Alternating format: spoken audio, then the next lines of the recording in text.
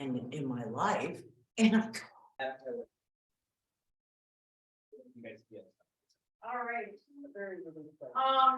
With your indulgence, I'm going to sit by the fan so I can take off my mask. And I love that windmill look. Oh dear. Hey, Angela. Welcome. Thank you so much. Hello, everybody. Hello. We are going to do introductions of our council for you. And then we'll modify our agenda because we will want to welcome you and hear a little bit from you, but we realize that you don't start with us until August 2nd. So we will let you go work, okay? All right, introductions. We're going to start way over there with our student representative. Which you can't see on the screen. Which you can't see. No. We can stand up and move.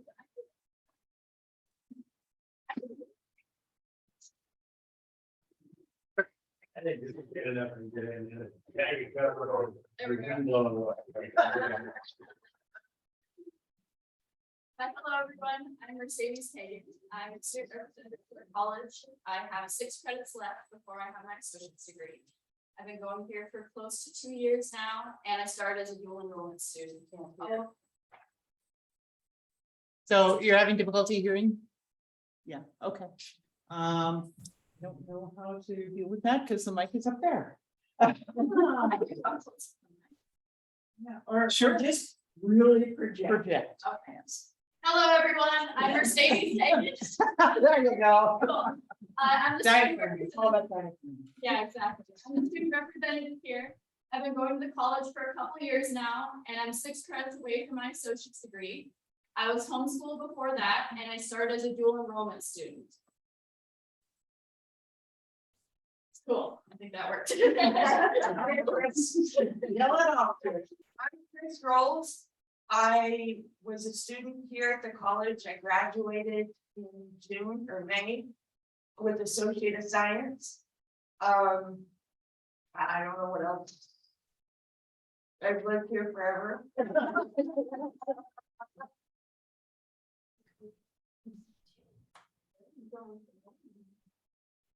Sue Smith, I've been involved with Bitterroot College, oh my gosh, since before I got on the advisory council. So it's been a while, local, worked for credit unions for 36 years. And I'm David Beatty. I am a state legislator representing House District 86, which is Hamilton and the surrounding area. And I chair a couple of different education appropriations committees. Morning, everyone. Tom Gallagher. I am University of Montana, and I currently serve as dean at Missoula College. I'm John Grant. I've been serving on this council for 3 or 4 years now. And I introduce myself and say something, none of it seems to come together. So. I'm Jennifer Johnson. I'm the chemistry faculty at here at Bitterroot College. And I'm sure you can hear me because this is how I conduct my class. I've been on the council for 3 years now. Got to be represented. I'm Terry Burkhouse. I work at the University of Montana in Missoula for 31 years running academic enrichment out of classroom learning programs. I've helped out down here on occasion when there were vacancies, and now I'm back. And I've also been on the council for I don't know how many years. Well, at least 6. Okay. All right, Becky, do you want to introduce yourself? Yeah, sure. My name is Becky Bargfried. I am the Chief Transformational Officer here at Bitterroot Health. And I think I've been on the council now for about a year, maybe. I don't know. The older I get, the harder it is to tell time, but. All right. And Angela, I worked with you when you were lieutenant. I was the deputy at OPI. My name's Candy Lubansky, and I am a graduate of working for 41 years for K-12 education. So what you have before you is a group of very committed people, and some of us should probably be committed. All right, so with that, I think what we'll do, Tom, oh, Lee, your name is up there, I'm sorry, introduce yourself, please. Hey everyone, my name is Lee Guthrie and I am one of the outgoing staff members. So I just thought I would be here in case you guys had any questions. Just happy to answer anything that you need. Yes, great, all right, thank you. So I don't know, Angela, would you like an opportunity at this point to introduce yourself? Do an overview, and I guess my question is, I don't think you can sit through our whole meeting. We typically go for 2 hours. So. Thank you. Thank you, Madam Chair, and Ms. Lubanski. Yes, I do recall the opportunity that I had a number of years to work with you, and it's the opportunity now to work with you again is one that I certainly look forward to. I'm very excited about, and thank you all so much for taking the time in your meeting that is very routine to introduce yourselves to me. I appreciate that so much, and I want to thank all of you for your service to Bitterroot College and for your dedication to the advisory council and to the future of the campus there in Hamilton. Each of us play a very important role, and each of you as individuals and also as a collective council play an important role. And I look so forward to getting to know each of you better and to working with you on the day-to-day ins and outs and comings and goings of all things Bitterroot College. I'm deeply appreciative and humbled by this opportunity. Mercedes, so glad to meet you, a current student. Congratulations to you on almost being done. And then our recent grad who sits right next to you, congratulations to you as well. Look forward to hearing more about you, learning more about your stories and your connectedness to the campus. And I think that that's going to be really important as we go forward. If you read the press release, or if some of you know me, I have deep roots in Montana public education. I'm a 1989 graduate of Twin Bridges High School and a graduate from the University of Montana Western. And then I got my master's degree from the University of Montana, and then recently my doctoral degree from Montana State University. So every part of public education for me has been in the Big Sky State. And that has truly been, I think, one of the most significant blessings for me is to not only be Montana educated, but to be a Montana educator. I served on the Board of Public Education, where we guided K-12 policy in all of the accredited K-12 schools across the state. One of the things that I was very involved with during my tenure on that board was all of the policy around Chapter 57 that governed the Class 8 dual enrollment license. So that is something that I've been part of since the ground level of that conversation. Then I moved into the Board of Regents in 2010 and worked very closely there, and in fact chaired the board for a couple of years. We cut tuition and fees in half for dual enrollment under my tenure. We froze tuition across the state as my tenure as a regent. And then in my role as lieutenant governor, education certainly was at the forefront of my portfolio. I also served as a classroom teacher ahead of leaving the classroom, and along those duties of serving as a Board of Public Ed member and a regent, where I was doing those duties concurrently. And I also taught dual enrollment for 17 out of my 20 years. And in fact, there was one point in Anaconda at the high school where we offered 24 dual enrollment credits, and 15 of those credits were courses that I taught. And so I'm very familiar with the dual enrollment aspect, and already got my hands on some data, and I'm taking a look at what's happening with Bitterroot College and the campuses up and down the 93 corridor, as well as some others that are a part of our dual enrollment picture there at Bitterroot College. And so right now I'm at the Office of the Commissioner of Higher Education, where my title is the Director of American Indian and Minority Achievement in K-12 Partnerships. And one of the things that I think we're most excited and proud of here at the system level is that American Indian student enrollment is at an all-time high. We're seeing numbers here in Montana that no one else is seeing. We're also starting to see the numbers of American Indian student retention compared to their white counterparts across the system. When we look at retention, we're starting to see the gap close. And so that's something that every time I tell folks that, I get goosebumps, because that is extraordinary to see that. And so I have deep connections also through my work now with the K-12 schools, the K-12 leaders, and the Office of Public Instruction. And so I'm hoping that all of those experiences to this point will aid me in everything that we will do together to advance the mission and move the campus that is Bitterroot College forward. I'm very excited. We are very uniquely situated, and I think it is full of promise. I also want to take a chance now, if I could, to signal my deep appreciation to Terry for stepping up and stepping into this role. He and I have already spent a couple of hours together in visits about the promise and digging for some other information so that we can be prepared on day one to start to make some significant next steps and some promising moves on behalf of the campus. I also want to signal deep appreciation to Lee for your dedication over the years to the campus. You're going to be missed.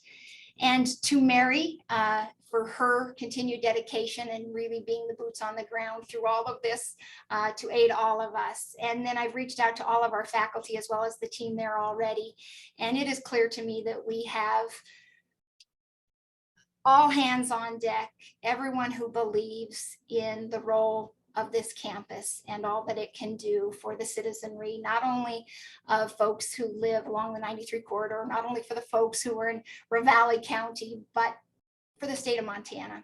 There's great promise there.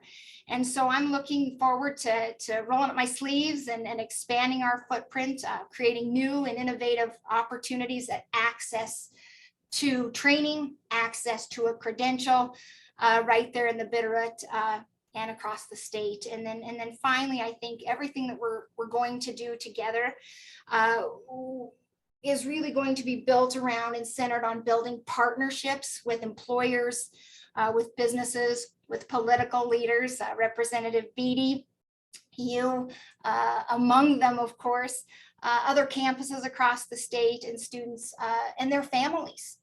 I think where we are situated right now is really an exciting place, I think, for all of us as we look to really create more opportunities at workforce training, at dual enrollment, at 2+2s, and being a campus of the University of Montana. And then finally, I would just close with this. I think it is very important for all of us to continue to signal to folks everywhere that Bitterroot College is open for business. And we are not only open for business, but we are going to be open to new ideas and new frontiers as it comes to and as it pertains to serving folks in and around the Bitterroot and across the state. So with that, I will close and thank you so much for this opportunity. I do have to log off at about 11:15 and move across town for another meeting, but I would like Madam Chair to just stay on and tune into the conversation until then. Great, thank you. Council members, do you have any questions for Dr. McLean? How does that feel to be called Dr. McLean? That's cool. Madam Chair, members, members of the Advisory Council, every time I hear it, I kind of chuckle. and I do ask if you would please call me Angela, if that is something that you are comfortable with. I earned the degree, but I will always be Angela. And to some of my former students, God bless their hearts, who have gone on to bright futures as physicians and as doctors themselves, I will always be Mrs. McLean, but feel free, please, to call me Angela. All right, we will. Any questions? I do have a question. Could you characterize what your schedule for being on site might look like. Madam Chair, members of the council, absolutely. I think that's a great question. So I will start next week, venturing over to be in person on campus at least 2 full long days of every week. And what we've talked about here is we could coordinate perhaps up to 8 nights a month, staying right there in Hamilton in the community so that I have the necessary time to be making the outreach and developing the partnerships that I spoke of earlier. That said, while my time right there physically on campus will look like that, I will tell you, and I think Terry and the rest of the campus members will tell you, that I will have a presence from here in Helena through this technology, through my cell phone, through Teams, through WebEx, and I will keep my finger on the pulse of all things Bitterroot College, even when I am not there. I think one of the things that the pandemic taught us is that we can make things happen in remarkable ways, even when we are not physically present. And so while I will be there, and in fact, I have the Ravalli County Fair blocked off on my calendar so I can be down there and be there for any meeting where you think we need to have a seat at the table. And when I can't, we have a team there that can be there.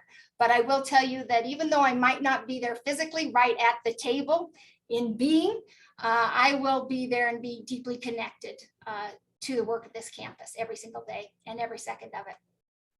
All right, thank you. Any questions? John, Grant? Good morning. From the time I got on the advisory council, I've been mystified that there's never been any documentation of the relationship between Bitterroot College and the University of Montana. You had trouble hearing it. I am, I'm sorry. Oh, no, I'm fine. So I guess since I got on this council, a thrust of this council has been to assist in the formation and get voter approval for Bitterroot Valley Community College. Is there in Missoula College, U of M, programming for Bitterroot College? Is there a component for that transition? And if so, should it be stated, or is it not? Is it the goal of the university to just make its own entity here, irrespective of Bitterroot Valley Community College? So I think, is your question this, John? Is it the goal of the University of Montana to make this a campus of the University of Montana? Is that the question? The legitimate entity for a community college in this county exists in Bitterroot Valley Community College. My question is in your planning or U of M's planning, Missoula College planning for Bitterroot College, is there a component that is pointing towards the eventual transition to Bitterroot Valley College? Is that community college? Does that make any sense? Can I speak to that? Sure. So that's a really big question to ask somebody who Well, it was was asked. starting on Monday, so I'm gonna just kind of maybe intervene a little bit, John, and I think the University of Montana is our intention here is to establish higher education for Valley County. Period. So again, I will ask, then there is not a component towards the transit. I think that needs to be known for the voters of Valley County who approved this district. And they're sure telling them to be 2 colleges in this area. And right now, if the voters are, if Bitterroot Valley Community College is moving towards a levy or some other source of funding, they're not going to get a levy passed because they're getting this for free, essentially. So if there is not a common element of transition to BBCC, I would hope that is stated just to clear it up so that there's no more confusion on that. I'm conflicted. I cannot support them. I was hugely behind the formation of the district and getting the voter response to voted for the district. And here we are. Did they just shut their doors down or what? I mean, I don't see any legitimacy in pursuing both. And I don't think it's a fair question to ask of the University of Montana, the intentions of the Bitterroot Valley Community College, but I will speak on the fact that there is a clear intent and desire to continue to offer, and we are moving in that direction, continue to offer, move in that direction. Academic programming, workforce development, through Bitterroot College. So beyond this room, how do we communicate to the people of Valley County? This is what the university wants. And to the board of trustees of Bitterroot Valley Community College, so they're not just spinning their wheels going after something that is duplicitous, really. I don't like, and I understand this is unfair to you, but these are questions that are swirling around. That's council. I think there's a number of people that really don't understand. We're we need help shed some light on this. Has there ever been an intent for the University of Montana not to offer higher education here over the last 12 years, 13 years? I think how long it's been now, since 2009, is that right? Well, 2012, so 10 years. There's been no plan to deviate from offering academic programs here. We've been intent in the community, and my understanding to start up a community college. But right now for the University of Montana, there's no change. We have a full breadth of academic courses that are running here in fall. We'll be running again in spring. And we plan to continue our presence. There's no intent. Jane, So I'm hello, Dr. McLean. I think we've met before, probably on Zoom, maybe in person. I think maybe what John's getting at is this, and I think I'm going to try to make a statement and see whether it makes sense. And I'll speak as though I'm speaking for the University of Montana right now, although I'm not. As though I'm speaking for the University of Montana. The University of Montana is committed to providing sustainable higher education and workforce training opportunities to Ravalli County. And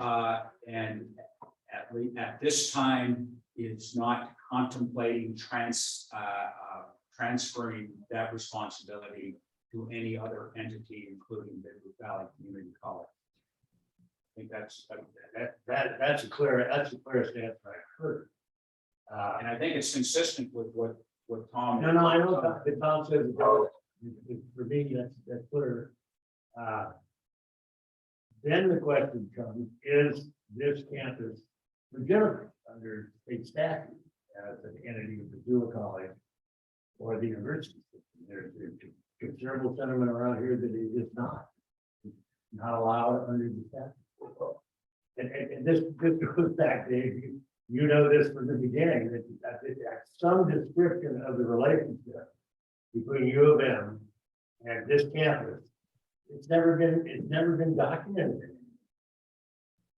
And so with Madam Chairwoman's indulgence, I'll restate my position on the legitimacy of Bitterroot College.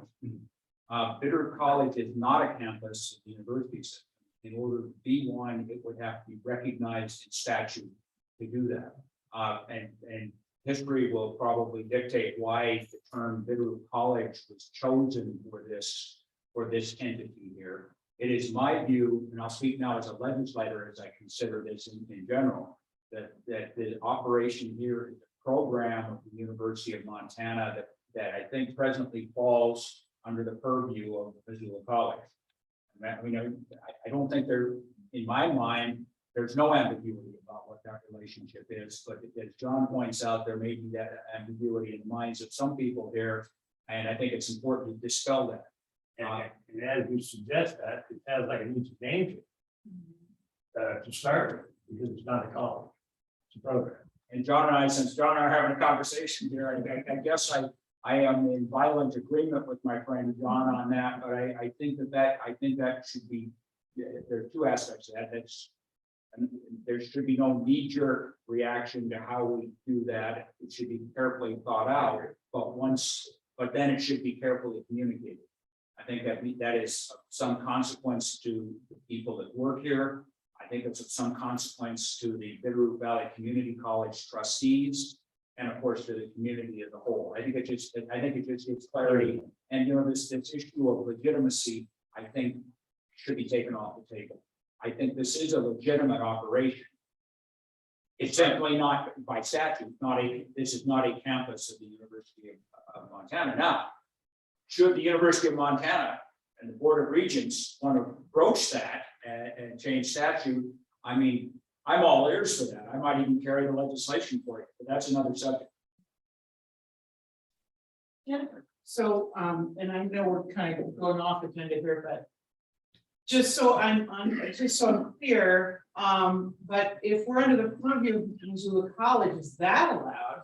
I mean, if we're a UM program, are we now a Missoula College program? Because now we're under Missoula College, so it's a little confusing. And is that allowed? Is Missoula College allowed to have programs that are managed under their name in that sense? So I don't know. Dr. Johnson, I can't answer that question, but that gets into outside of my real in the legislative arena. It's certainly not a matter of statute. That would be a matter of policy within the university system in terms of its hierarchy and its and the University of Montana's assignment of programs to various entities within. I mean, please, John. Yeah, can I jump in? I'm just, okay, yeah. Please. So let's expand on that idea a little bit, Dr. Johnson. I think you're hitting on something. So right now, faculty at Bitterroot College are part of the collective bargaining agreement for the college. There are two bargaining units at the University of Montana. One is the UFA, University Faculty Association, the other one is the Bitterroot College Faculty Association. Programs that are run through Bitterroot College are no different than programs that are run through other colleges across the University of Montana campus. When students graduate and when you get your degree, Mercedes, and Chris, you have your degree, it doesn't say Bitterroot College, it doesn't say Missoula College, it says the University of Montana. And I think that speaks widely of what we're doing down in Bitterroot and in Hamilton and Stevensville and our other communities here, that your University of Montana faculty, University of Montana programs, and University of Montana students. So is Missoula College also a program of the University of Montana? Missoula College is currently a college that exists within the University of Montana. Okay, so it's not a program, but it's a legitimate college. It's been a legitimate college for more than 30 years. Okay. So that's the. So Dr. Clinton, all cleared up by August 2nd? But these are, can I, one more comment? This is really good conversation that needs to take place. And we're poised now with Dr. McLean's leadership and bringing others on board to start kind of engaging in these discussions and clarifying these types of questions that Don has brought up, and I'm sure many others. I do have a question, and it's a structural question about when we have, who do we problem solve with initially? Angela? And what is the structural relationship with Tom? Who do we call? Who do we invite? Angela will next week have the great and I'll call it an honor and courtesy to step in as director of Bitterroot College.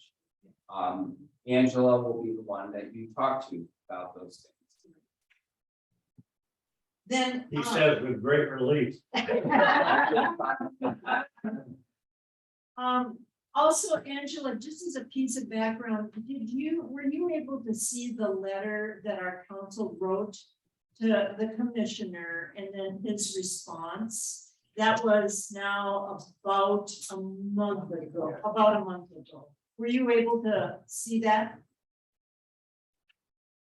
Okay. I have not seen that, but I'll get my hands on that. And I'm just putting right now my email in the chat and my cell phone for all of you, because I think, Madam Chair, members of the council, I think your question about the lines of communication going forward are going to be critical. And I will tell you, out ahead of accepting this opportunity, I had a great meeting with Dr. Gallagher, President Bodner, and with the new provost at the University of Montana.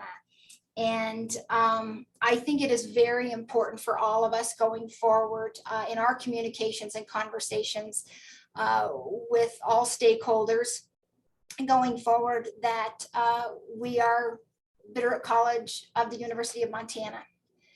And that needs to be, I think, something that comes from everybody, from all of us. And I think that as we navigate some of the pieces and parts of this and the other dynamics and the specifics of what I'm hearing from Representative Beatty and from you, John, and I'm sorry I did not get your last name and I have it here on my list.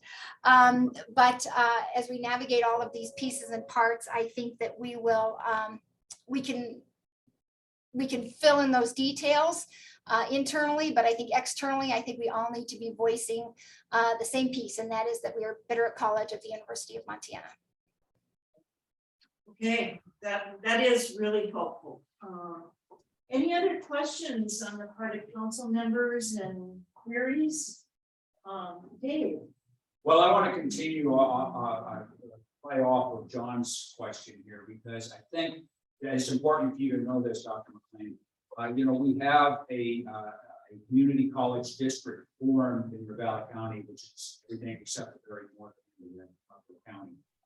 It was created, the impetus behind that had to do with a general feeling that Bitterroot College, as it was structured in the past, as it was governed within the university system, wasn't responsive enough. I mean, I just got to get straight up on this, and you have to know that. One of the reasons why John's question is so germane is because we do still have a community college district here. We still have trustees who are active, and I think and one of them sitting next to me, by the way. He's dual hatted here. She's schizophrenic in that respect. But I think it's important. I think it's clear now that, and they need to understand that a question, I think, to the trustees for the community college district was whether this was envisioned as a transitory sort of operation towards the eventual establishment of a actual running community college, which would replace the Bitterroot College operation. My understanding, and correct me if I'm wrong, is that it's not the path that the university is taking. The path the university is taking is to create a sustainable program that essentially obviates the requirement for a community college district. I think it's important for our trustees to know that. And am I correct? Am I correct in saying that? I mean, we ought not be around the bush with anyone. Right, great question. And Tom, I'm willing to answer that.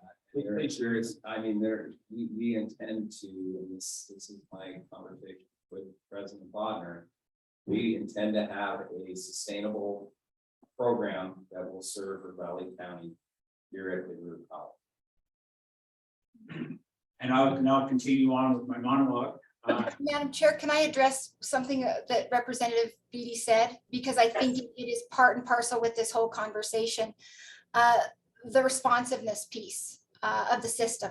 I think your concerns, I think the concerns of the council, concerns of folks up and down the corridor of 93 have been heard. And I think the fact that you have a system person in this role points directly to the importance of that message and the fact that that was heard and resonated with the commissioner and with the deputy commissioners here in our office, as well as the president of the University of Montana, a need to demonstrate full responsiveness to the needs of Bitterroot College.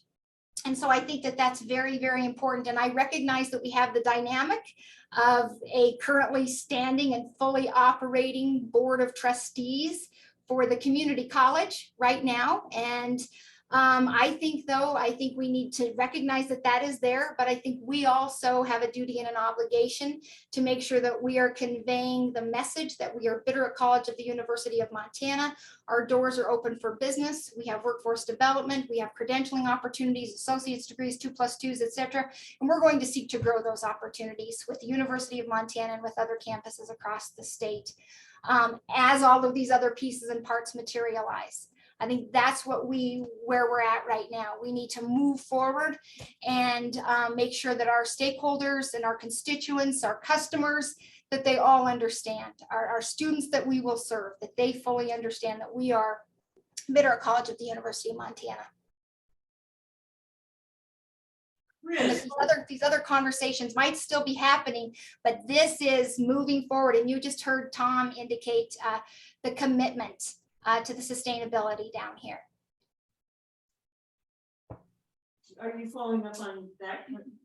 Okay, I recognize David and then Chris. Okay, well, and then one final thing, I have had the opportunity to speak with Commissioner Christian and with President Bodmer on a number of occasions. I am convinced of their commitment to trying to make this work. The position that I have put forward is that I think that it will require a different mindset and a different governance sort of mindset with respect to providing services away from the main campus. And finally, being the not really the pessimist, but a realist, is that I fully believe in the commitment that everybody here has to making Bitterroot College a success. But I'm a realist enough to know that there may actually be impediments, structural impediments within university hierarchy, the way standard governance of higher education goes, that may make this, that may be insurmountable. And I think that, and I think we did, and by the way, you're not, I've expressed this this to the commissioner and President Bodmer in the past. I think we need to be have open eyes. I think we need to push hard on this to make it work. But I think we need to sit back and say, has it worked, or is our best intentions not going to be realized? In which case, the community college model may be the appropriate model for this area. So that's just a point I want to make. I'm very encouraged by your commitment to making things work and your focus on that. But at the end of the day, good intentions are what happen. It's actually being able to make changes, and I think it's going to be very challenging, to be honest with you. But that's not to say that it won't happen. And with respect to the community college district, I think that is something that ought to be in the an option that's out there should we not succeed in what the commissioner, Bodmer, and Palm, and everybody that I've talked to has certainly committed. Thank you. Chris. I'm confused why we have an educational entity currently active. So why is the BCAC? I could be misunderstanding this, but it seems like they're trying to go off on their own. And then what happens to Bitterroot College? I mean, we already have something going. Why are we trying to add something separate? I don't know if that makes sense. The short answer would be that the community came together 2 years ago out of frustration of, I think as Dave characterized, that we weren't getting the attention and support we needed. Fiscally, yeah. And so the community came together and looked at models. Independent community colleges have the ability to be owned by the community. And right now, and in the community, right now, we're sort of owned, we are owned by the UM. And so it was an endeavor to look at independence and creating what was believed to be more sustainable options for post-secondary education in the Bitterroot Valley. That's a really glossy overview, and I'm sorry for that. But that's why. I'd just like to add one other thing to that, besides the fiscal issue we've struggled with over the years here. The other is a lot of people in the county felt that Bitterroot College, being part of the university system, couldn't be as quickly responsive to employer needs. So if some entity or group of employers came to us and says, can you offer a certain 1 or 2 year degree? It wasn't a matter of us deciding to do it. This has to go through the proper channels in the university system.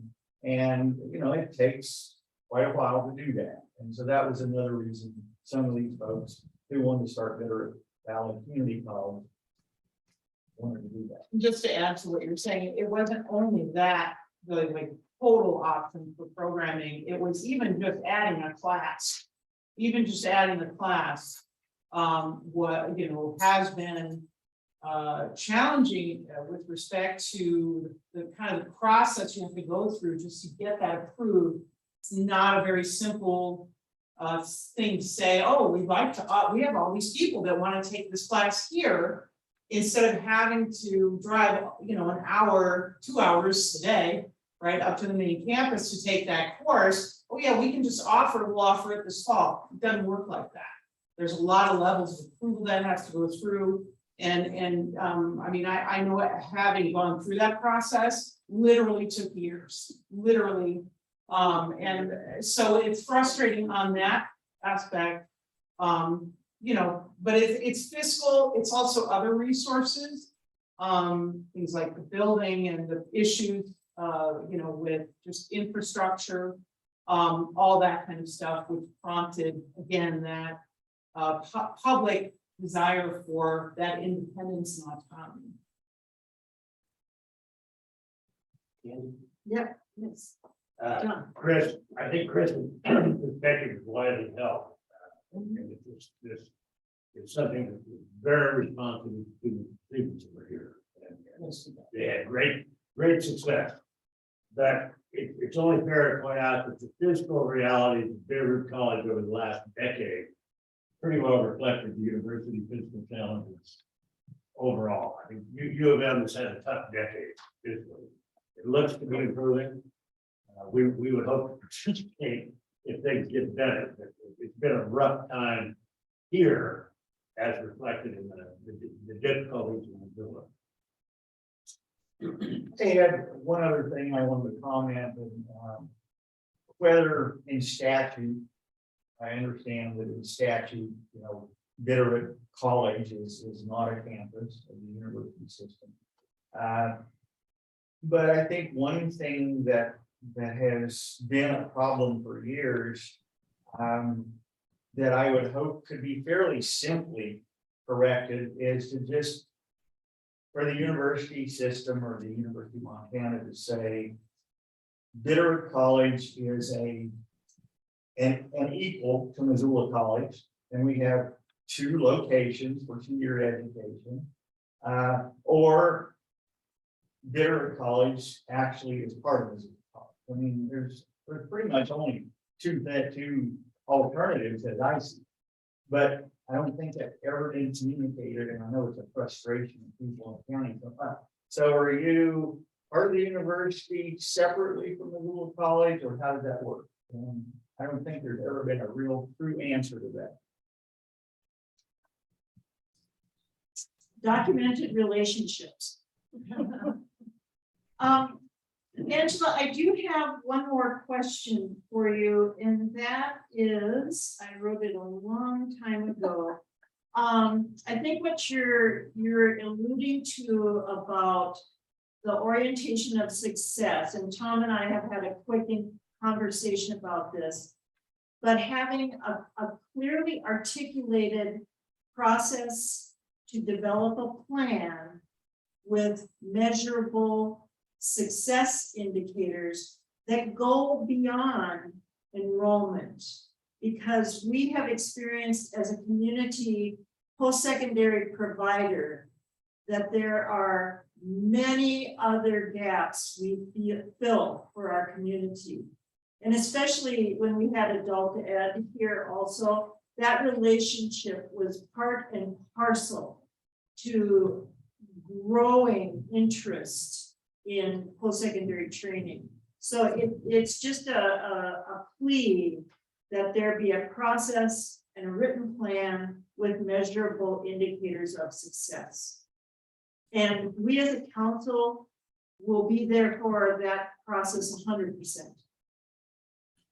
Madam Chair, members of the council, I really appreciate that. And one of the things I'm visiting with our team there at Bitterroot College about, well, among other things, one of the things I'm asking is what are some things that we can do right away? What's some low-hanging fruit? What are some goals that we can meet right away? And just as you asked that question, I was thinking about how do we demonstrate value for every course, every micro credential, every short-term credential, or every training. And I think that we're starting to see our two-year campuses across the state use those, use short-term certificates in a new way to demonstrate success. I know that this campus is, this college plays a significant role to meet the healthcare needs in Ravalli County. And I think that that is one of the indicators that we could plug in to this strategic plan as an outcome that we could look at. And I think that we would find some successes, not only long-term, but certainly early on as well there. So I think we need to look differently at the data. I think we're delivering on a lot there. And how can we count that and make sure that the public is aware of that good work that we're doing every single day. And I think I'm seeing models of that happening across some of our other two-year campuses. So that's one of the areas I've been looking at, but I think anytime you're going to develop a plan, I think you need to be able to demonstrate those outcomes outside of that enrollment. We need to look at what else are we doing? Who else are we bringing to campus, and what kind of partners are we engaging, and how are we engaging them? And we can find some short-term and some long-term outcomes. But one of the things that I have plans to meet with or visit with all of the faculty as well as Mary. I've already had a good visit with Terry there, but that's going to be one of the questions: is what are some of those early outcomes that we can see? What are some long-term outcomes that we can look to? And then from there, I think we can start some planning, and then of course through some real careful and deliberate thoughtfulness, we can develop a more strategic plan, bring that to you folks, and then start to roll out, even out ahead of that, start to really touting some of those outcomes that we're seeing. Great. All right. Yes, Mercedes. So I'm curious, why is it that when the college was first started, it wasn't started as an independent community college, it was started as a program of UM? Why didn't we just start as a community college in the first place? The short answer is that was our first endeavor in 2008 or 2007, and it did not pass the legislature. It passed the vote. It passed the local vote. So the people actually voted for it, but yeah, it didn't pass. Okay, but it was That's Board of Regents. Really, Yes. people and all It that. was the Board of Regents. okay, so the backup plan, that route, and that way we still offer programs, funding for it. The Board of Regents employed the UM to do that work, to manage it. And that was kind of what they were gifted. For lack of a better term, gifted. And nailed it. So I have a, yes. I have Oh, I'm sorry. Follow.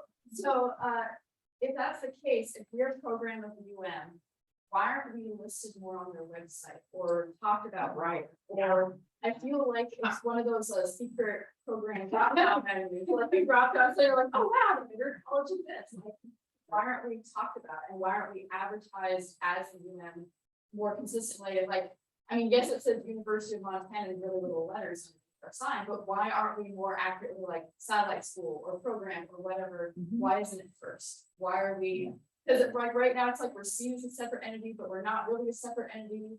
But we're kind of in partner, but we're not in partner, but we're not legally in partnership. But it doesn't make any sense, but we're not like on the website, it's not like adding up. You have just characterized. Well, it could be said, entity of one in category of none. If we're gonna do it, we need to commit one way or the other. Yeah. That's my thoughts. So if we're gonna be considered a program university, we need to like have that first one and advertise for the name and advertise for the kind since it's been around longer. Or we need to have it on the website more or something. Well, and this is what I mean about resources, right? It's not all about just the support, just on a, funding scale. It's also resources with respect to just basic marketing. Yeah, I completely agree, I completely agree. But my question goes back to what Angela was talking about.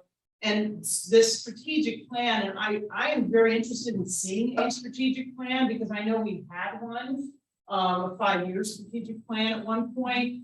That was something that was developed by the previous director, our former director. But that strategic plan obviously is going to be changing. But I was curious, Angela, if you've been looking into like doing some kind of gap analysis, or if that was part of what you and Terry were talking about with respect to being able to develop that strategic plan and so that you know what it looks like to go from where we are to where we want us to be. So is your question, Madam Chair, members of the committee, member of the council, so is your question about our approach to it? Well, yeah, I mean, if a gap analysis was going to be done so that we could kind of say, okay, here are the steps toward where we are going, so we can actually have a strategic plan that is viable. And whether that strategic plan is going to be a year long, is it going to be a 3-year strategic plan, a 5-year? I mean, I know you're thinking about all these things, but I don't know what you and Terry have already discussed. So I was just curious, like, if that's how you're going, or if you have a team of people that that do that kind of work, that so that we can be more informed. And selfishly, I'm also the faculty liaison, so I always have faculty asking me, so what's happening? So I always like to give them a positive and forward moving view. And so that's kind of why I'm interested in that also, not only as a council member, but also in that test. Thank you, Madam Chair, members of the council, and Dr. Johnson. I think that's a great question, and that's at the top of my list for one of the questions that I'll have for all of you when I visit with you is a conversation not only about approach, but we need to know what we need. And I visited with Terry yesterday, and one of the things that came up was the importance of making sure that our partners in the business sector, in the industries there, that they know that we're open for business and that we are looking to create new and exciting partnerships with them. And so we need to know what they need. And I think that that'll be part of this process in getting to a collective understanding of what it is that we need to determine what it is our strategic plan is built around. And then to one other point that you made, Dr. Johnson, I think that we are looking at really some early short-term outcomes. I'm talking 3 months. I think that's very important for folks in the Bitterroot to see that. Then 6-month outcomes, then outcomes from a year from now. I think our students count on us every single day, and I don't think they can wait a year. I think we've got to get some easy outcomes there in the first couple months. And so I think there's some opportunities for us, and I look forward to that. So, yes, Chair. I wanted to add something for our student benefit, but actually there's a number of new members here that may not have heard this term before. When Perry Brown was still provost at the university, and he would come down here regularly, and we had conversations like this about the structure, about funding in particular. So when back in 2007, there was a vote, it didn't get through the legislature. But then the University of Montana decided, well, we need to offer programming here in the Bitterroot. But there never was separate funding approved from the legislature or, you know, the Board of Regents, anything like that. And as Perry Brown used to say, Bitterroot College is an unfunded mandate. We're gonna do it, but we didn't get extra money, so we're gonna have to figure out how to pull money from other places. And that had really caused a problem for years. And a lot of the programming was subsidized. So, you know, workforce and community education, we're subsidizing some of the college education. So that's the other issue too, is if workforce is gonna be managed at Bitterroot College, you're gonna need a workforce person here, which we don't have now. That's the other thing. And I know it's going for Accelerate Montana still and all that stuff, but we still need a person here to kind of, you know, get the room ready and order this, you know, get all these things, you know, the little things done, all the groundwork stuff. There are so little. Well, I mean, it's important work. It just still, there's people that come in and you gotta, somebody's gotta be here to answer the question. Somebody's gotta be here to take the, you know, get the books ready and get the room ready and, you know, all that kind of stuff. And I mean, Mary, God love her, she is a miracle and we are, oh, so blessed to have her. But there's only so many hours in a day and so many tasks you can do for a woman. So, you know, yeah, it's not an easy thing. And again, that requires resources to be able to have that. All right, any other questions or comments or? Probably with one comment here that if you think about running a business, having more customers is a good thing for everybody. Having more students is a good thing for everybody. And I think we all share that same opportunity here. So when we look at things like marketing and recruiting, I think there's a real effort and real thought process that's being elevated. Get more students, because that would solve a lot of problems within. If we had a larger enrollment, if we brought more people in. We better hope it solves a lot of problems in our culture. Whether or not it's business model is second to that, I think. It is, John, I agree, but it's also Reality. as we start looking at funding, the more, and we look at funding models, the more funding that more students bring with it will help solve a lot of these gaps that we're talking about as well. So kind of keep that in mind, and I present that with, like, we're rolling into August. We have capacity in a number of courses. I think we have one course that's nearly full, or two courses that are nearly full, and then we have a whole bunch of courses where their enrollment right now has sufficient capacity to serve more students. So as we have these conversations, let's focus as well on, like, what are we doing to get more students? And that's I'll say a we. And that for this group, it's talking up in the community. For marketing and recruiting, it's actually doing some more.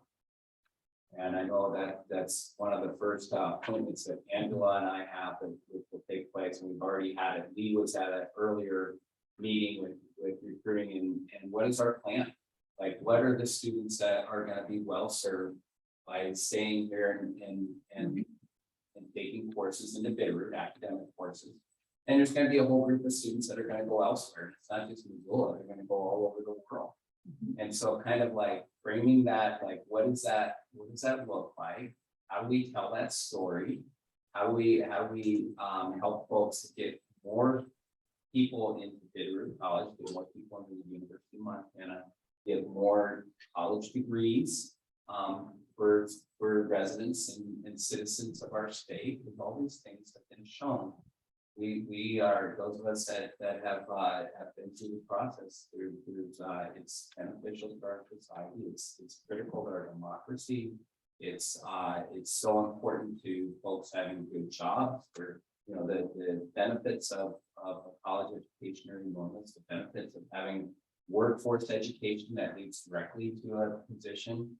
It is beneficial for everybody in the community. So as we kind of bring this together, I just want to really focus on the fact that we're all in this together, we're all working together on this. And part of it is, how do we spread our message? How do we communicate that? How do we get more people on our board? So we have full fun, right? Can we replace the billboard that's on the north side of town? And put Bitterroot College on it. And put it on? Maybe we should do that. I think we should, you know. But aren't those students also here at Bitterroot College that are working, I mean, part of their expansive opportunity for courses is right across the state. We have a great LPN program right now based out of Helena. All right, so as you think about that, it's not to do, there's not a competition here that's taking place, but it's something that we're trying to bring everybody together. And that's my message that I'll continue to preach, and if we need that, I mean, that's not, if that's offensive, let's bring it down. No, it's. You came up at a bad time. Well, no, I just think people even on the other side of town don't even know that college is here sometimes. So that's part of the issue, is just letting people know that this place actually exists. I mean, even people in Hamilton, you know, it is quite extraordinary. People like, really?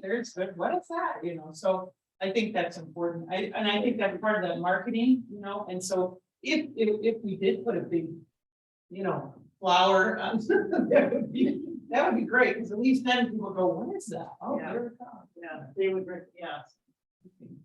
Oh, Mercedes. I tend to agree. I feel like we more people in here is obviously what we want to do. I feel like a lot of people didn't really know we existed until we started asking for a vote, and then everyone was wondering what we were. But I feel like a huge part to that marketing is to market it actively. Because right now, all people are seen as kind of oh, that's something that used to exist and probably won't anymore. So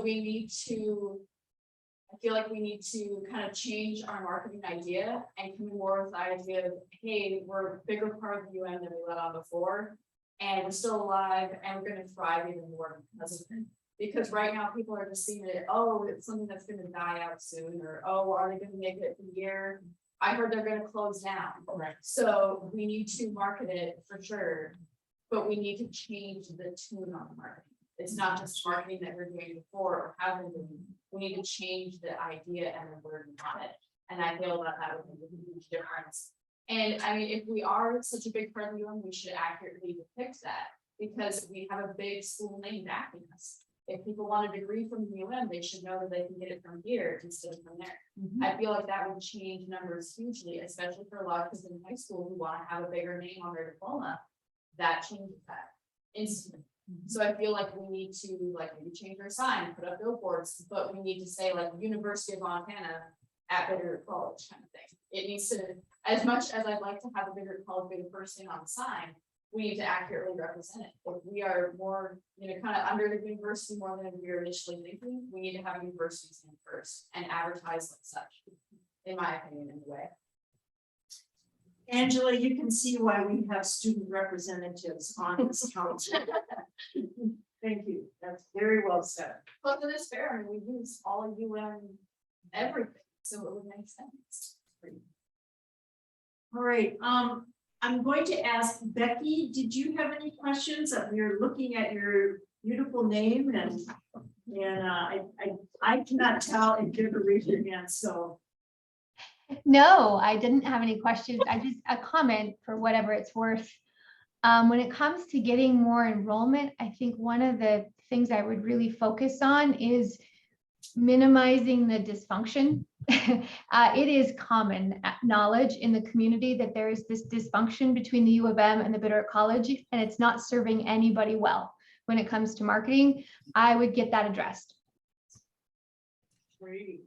Thank you, Madam Chair, members of the council, and if I could, Becky, thank you so much. I think that's why it is so important that we leave this meeting today, and our message is today, to Mercedes' point, is that this college is open for business. We're ready to serve students, and we are Bitterroot College of the University of Montana. So move forward with that. We can haggle out the details, but that is our message, and we are ready to serve students, and we're going to work with our partners like you to continue to do it. Right. Lee, I realize you're with us also still, and I don't know how to regard you. Are you the public now? And if you are, would you like to ask your question? I am the public now, I think. I'm not officially done. I think I'll go in for a couple more hours and maybe meet with a couple of people to pass the torch. I guess one of my concerns, and I know that this will be addressed, but having stepped out of a position where I wore many hats, I think that is a real issue that needs to be addressed in terms of having the correct staffing to do specific things. And particularly, I want to address workforce or non-credit classes that we offer, because that's a real place of growth and a way that we really serve the community outside of our academic students. And without having a dedicated person to focus on that, it's going to be very, very difficult for people to step in, especially people who are new to that system. It's not particularly, and no one piece is particularly, insurmountable, but there are a million little pieces. And so I just really, really encourage you, when you're talking about sustainability and long-term success, that you actually have staff in place to do it, so that these things can be executed well and you can see the success that you're going to be planning for the community. Madam Chair, Council, and Lee, if I could just speak to that real quickly, that was a large part of my hour-long conversation with Terry yesterday, Lee. So I think there's significant interest and recognition, certainly, of the importance of dedicated attention to that workforce prep and non-credit coursework individual. Also, I would add, Tom and I talked quickly about going over the budget and having a more intimate understanding of the budget. And I think understanding how the per student funding plays a part in our budget and what other resources would play a part, because right now our understanding might be inadequate, but what we see and feel is that it appears that Missoula College per student funding is pretty disproportionate to Bitterroot College per student funding. So understanding the foundations of our budget, I think, will go a long way to us being able to resolve understandings within the community also. So that's just a personal opinion that's going to be important to understand. Okay. Any other questions on this particular topic? Just a quick question for Dave, probably. This is a statute issue. And what Mercedes did. So legally, could the university, I mean, if it was a desire, legally, could the university change the name of this to University of Montana Helm?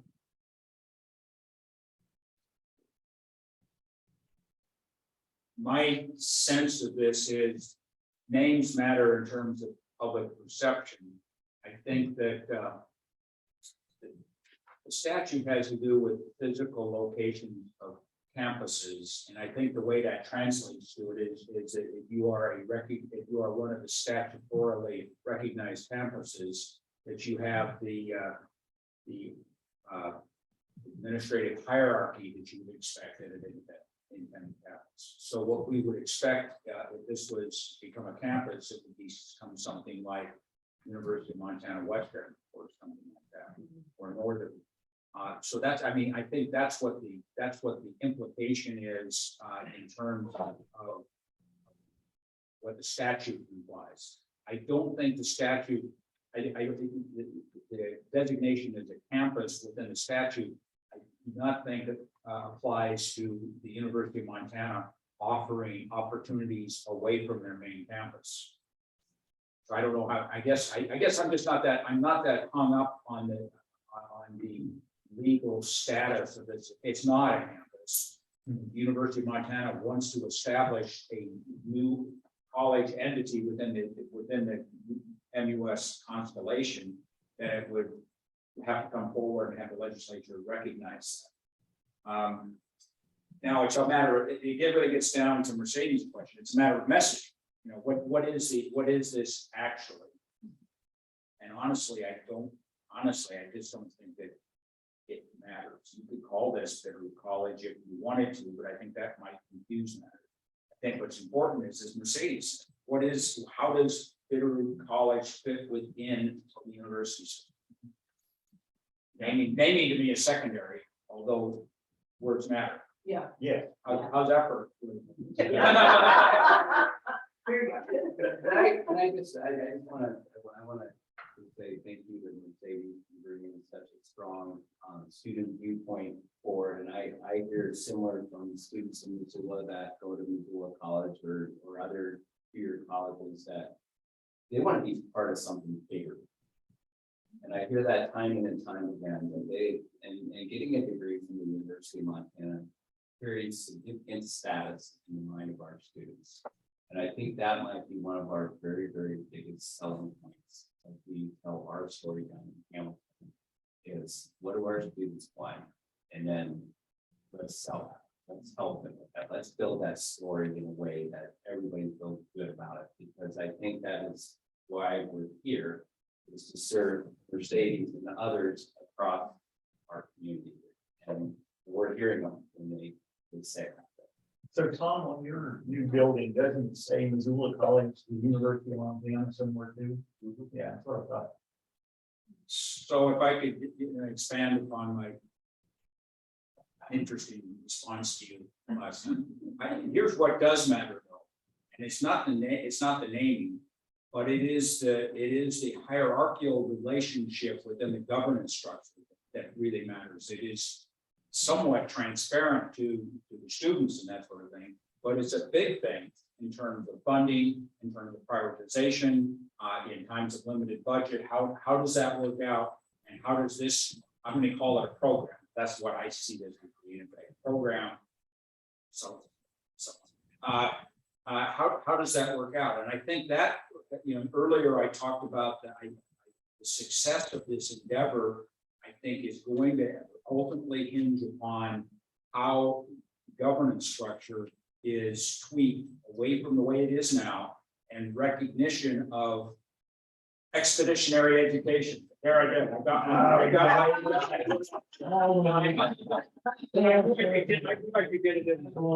I mean, seriously speaking, I think that's the linchpin to having this work out. And I don't care what you call it, college program, whatever.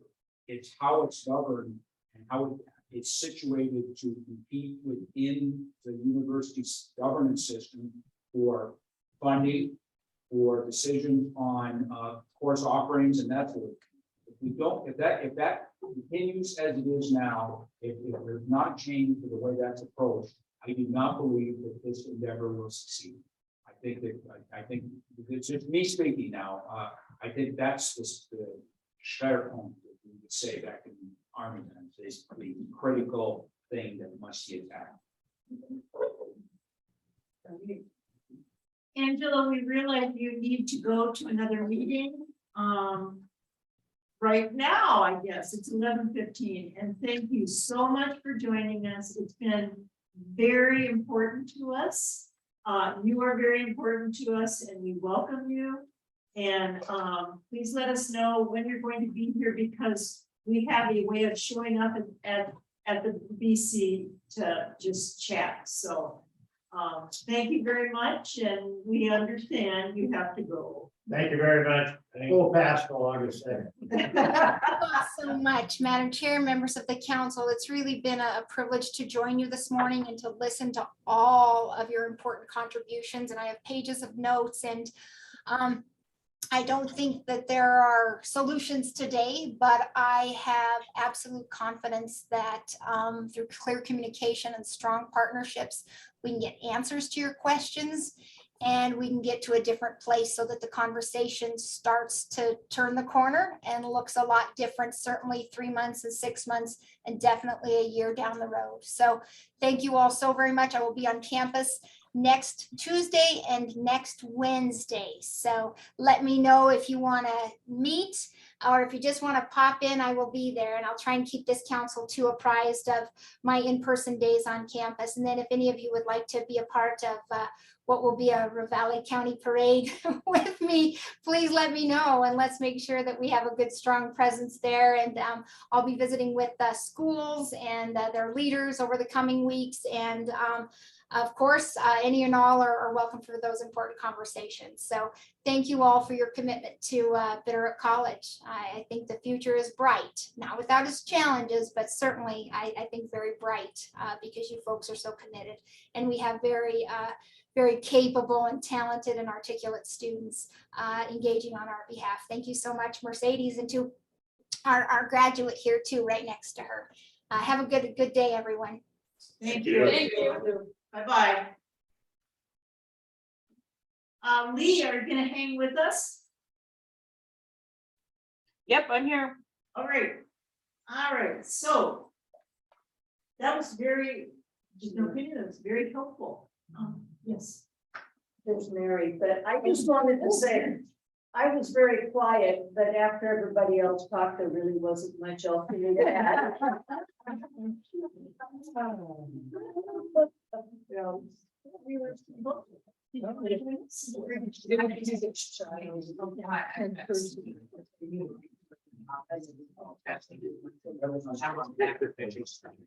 You're welcome to come. Okay. One thing too. What is our message to the board of trustees? That the college is planning on succeeding and going forward. Yeah. I think that's it in a nutshell. That is it. I do want to ask, I want to have a conversation with Angela, and sorry, Tom, but she or us now. That's what I heard, that it should be, I want to ask her about whether or not, because the trustees are still here. The community college has been approved, they have state money, they are here. I just have this question of, is there merit in working with them? It might be a year, is there some benefit? Is there some mutual benefit in collaborating to some degree? I don't know. I don't know the answer to that, but I guess I have that. I would have a very hard time with dividing. I can't, we worked so hard to get that district established. We didn't get the money, we didn't get it funded. I'm encouraged by what I'm hearing about the U of M program here. I really have a hard time with dividing. However, I think somebody's got to pull back. I sure don't want to talk to the people that I know who have worked so hard for that. So that's a tough message to deliver, but that's where I am. I cannot have a divided loyalty to two entities in Ravalli County. I understand that. If I were on the board of trustees, I would probably just say that. And say, I got it. I understand, and we're grappling with that. Yeah. And one of the other, my biggest confusion is I was very much under the impression that the university wanted us to get that levy and just back off of Bitterroot College. That they would have been very, We very presented happy. it as a sense of, among ourselves, we presented it as a sense of relief. Yeah, Sure, family. and that was the feeling. Yeah. Yeah, because we got no interest, no response from the people that we tried to deal with. Yeah. It was just, so that's, I think, how the majority of us felt, and I guess I should not be speaking for the majority, That, I'll speak for myself. That was my strong impression. Is that the university was done. Okay, they're gone. We don't have to worry about them anymore. If we pass the levy. And I want you, Tom, to be very sensitive to the fact that people that were behind that effort forward with their heart and soul into it for years, 4 years. It pains me that we failed the levy. And that now, because of the event commitment, I can't back my thousands if we went to war. I recognize what a very sensitive, but one that I reached out before you knew it after. I learned of that in May.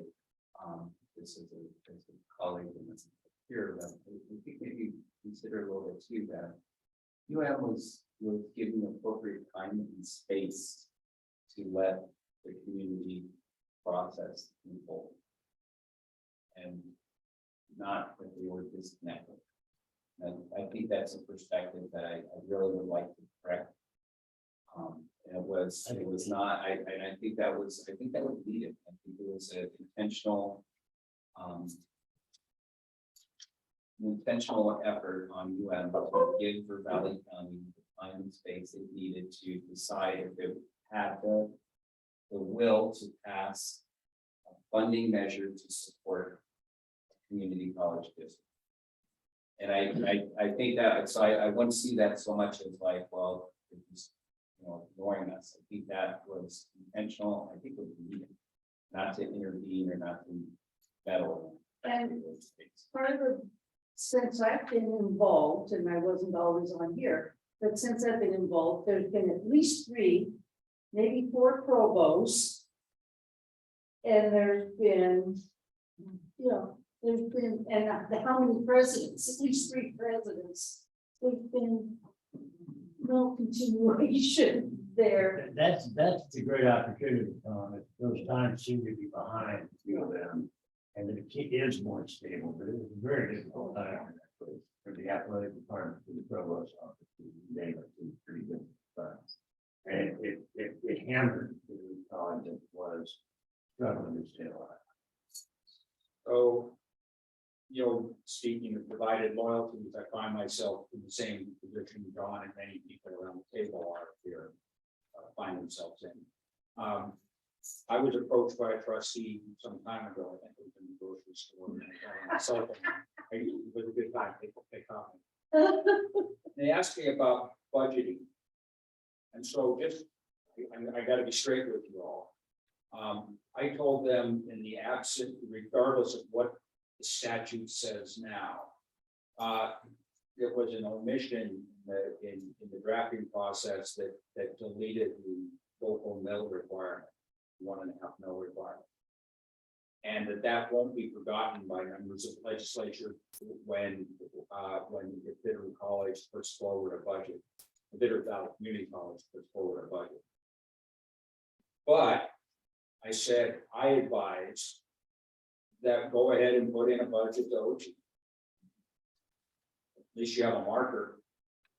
If for some reason, and this is my conservative view of things, what if our operation here at Bitterroot College implodes for some reason?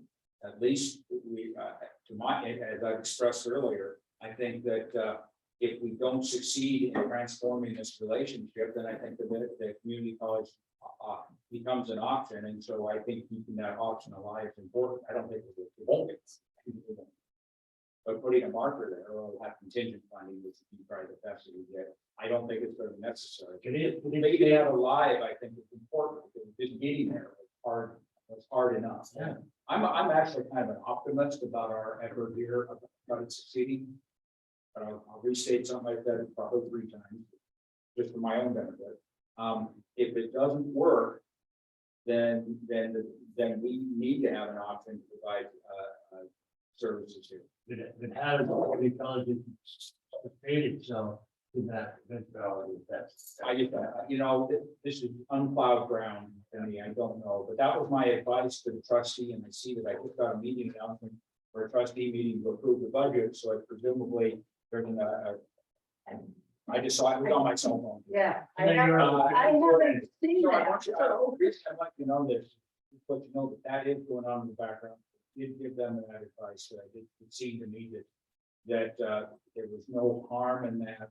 It did express exactly the viewpoint that I've expressed here in terms of the Bitterroot College. In my view as a council member, is that we need to be focused on making this work. And but that submitting a budget is a prudent thing as a backup plan, and that's kind of where I left it with one of your colleagues that I spoke. On this. I don't know, so I don't know where this. I can't answer that because all I know is that we had to submit a budget on how we spent last year's money.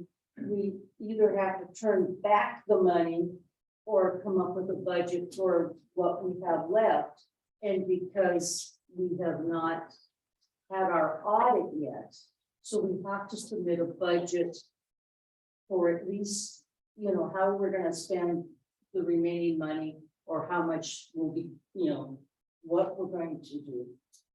And because we will have to pay for the audit in 2022 or 2023. What is, both years. what's the feeling of the board of trustees at the passing? Going for it, looking at reduced amount or whatever. Well, we have to spend, we have to apply for some kind of levy. By August 1st is what I understand. Is that a levy or appropriation from the legislature? Well, the Board of Regents, to my understanding, is treating it all the same, even though, yeah, that was very confusing to me. Yeah, well, Because it was appropriation, but we had to apply to the Board of Regents to get it. So we did not receive any of that money until after the 1st of September, when the rest of the schools received their money. I have another question. So would there really be a conflict of interest or an issue? Sorry, would there really be a conflict of interest or an issue with royalties being part of both Bitterroot College and BCAC? If we're truly a UM program, and if Bitterroot Valley Community College is going to be a separate community college, are we really in competition with each other? Or that would be an Absolutely. issue? In my mind, we are. Absolutely. Okay. Or if we're, sorry, if we're both here to serve the community, can there be a place for both that we can both offer different things to help together, or do we have to work against each other? I think a comparison for me or an example is the Flathead Community College. What is the relationship of the Flathead with the UM? And I want to say on their campus, they have a UM office. So they're doing that 2-year program and of course, looking to 4-year degrees. And so that relationship to me appears to be excellent. I mean, And it makes sense, right? Makes sense. Because for a 2-year program, you are a transfer entity, you know, so.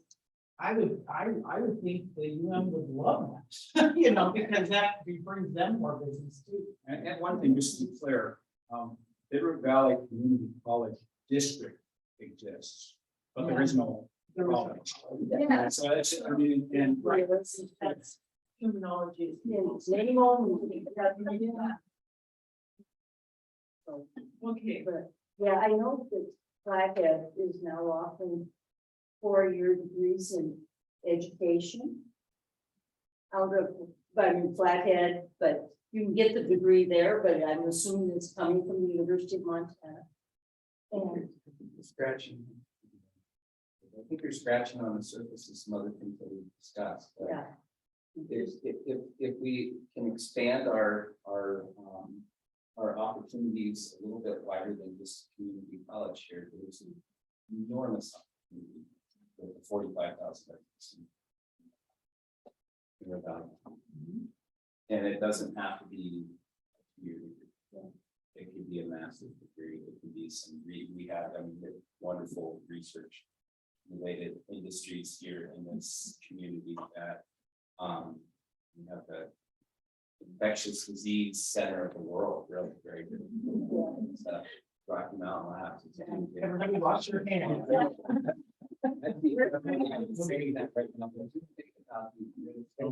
This is where I'm really excited about working. So many students here. It's a matter of all of us working together to really communicate, but also connect the dots. Very. And roll up same direction.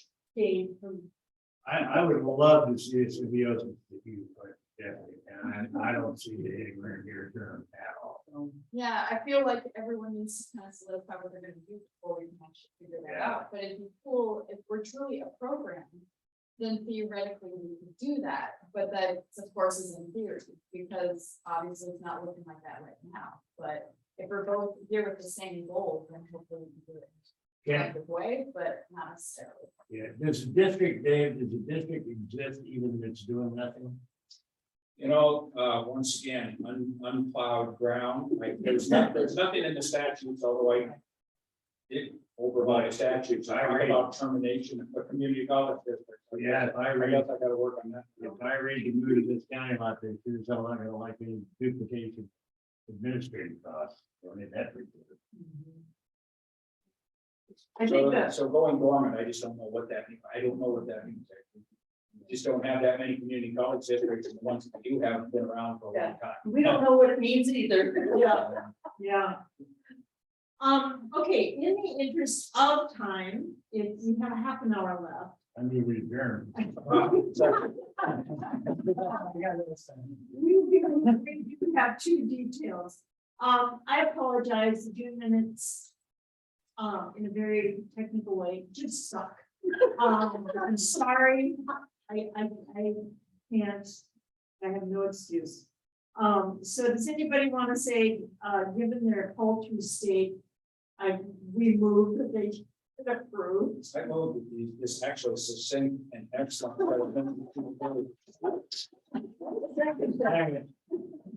In favor. All in favor, saying aye. All opposed, same sign.